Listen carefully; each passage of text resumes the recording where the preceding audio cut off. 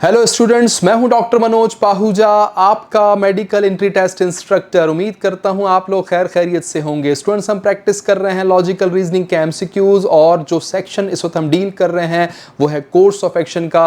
आइए क्रैक कर लेते हैं आज का क्वेश्चन। जी, आपके सामने स्टेटमेंट है, the sale of a particular product has gone down considerably causing great concern to the company. एक कंपनी की कोई प्रोडक्ट है, पहले अच्छा चलती थी, उसकी सेल अच्छी थी, लेकिन अब वो सेल बहुत ज़्यादा कम हो गई है। अब जब सेल कम होगी तो प्रॉफिट कम होगा, प्रॉफिट कम होगा तो कंपनी का मालिक ज़रूर परेशान होगा, क्योंकि उसने सैलरीज़ देनी है, उसने और अखराजात करने हैं। तो पहले तो अखराजात को पूरा करना ही एक मसला हो जाता है जब ऐसी कोई सिचुएशन पैदा हो जाती है। तो प्रोडक्ट की जो सेल है वो क्यों कम हुई है और उसे कैसे बेहतर बनाया जा सकता है, इसके लिए कुछ मुमकिन सलूशन आपके पास हैं। पहला सलूशन दिया गया है, the company should make a proper study of the rival products in the market. बिल्कुल सही।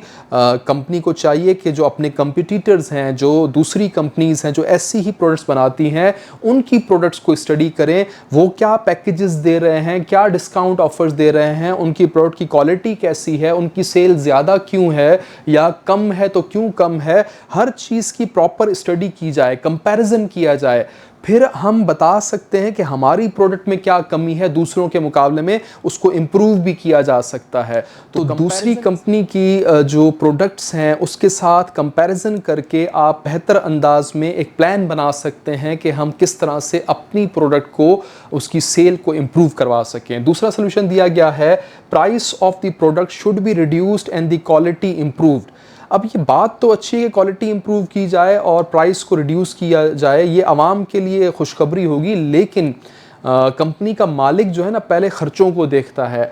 तो प्रोडक्ट की जो प्राइस है उसे कम करना किस हद तक उसको लॉन्ग टर्म अफेक्ट देगा, लॉन्ग टर्म प्रॉफिट देगा, इस पे उसे सोचना होगा, क्योंकि प्राइस को रिड्यूस करने से हो सकता है कि वो नुकसान में चला जाए। क्वालिटी तो इम्प्रूव करनी ही चाहिए, लेकिन प्राइस की रिडक्शन जो है उससे पॉसिबल है कि कंपनी जो है शॉर्ट टर्म में तो प्रॉफिट्स गेन कर ले, लेकिन लॉन्ग टर्म में जब लोगों को ये बात समझ में आ जाएगी कि जो प्राइस की रिडक्शन है वो इस वजह से हुई है कि कंपनी लॉस में हो जा रही थी, तो इसलिए फिर वो प्रोडक्ट्स जो हैं इतनी ज़्यादा लंबे अरसे तक जो है चल नहीं पाएंगी। तो ये दूसरा सलूशन है, ये इतना एप्रोप्रिएट नहीं है कि प्राइस को एकदम से रिड्यूस किया जाए।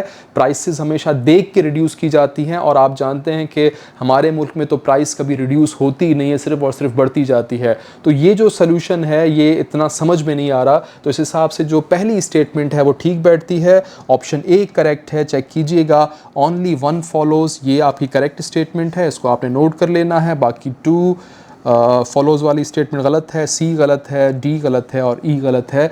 आपका करेक्ट आंसर है ऑप्शन ए, इसको आप मार्क कर लीजिएगा।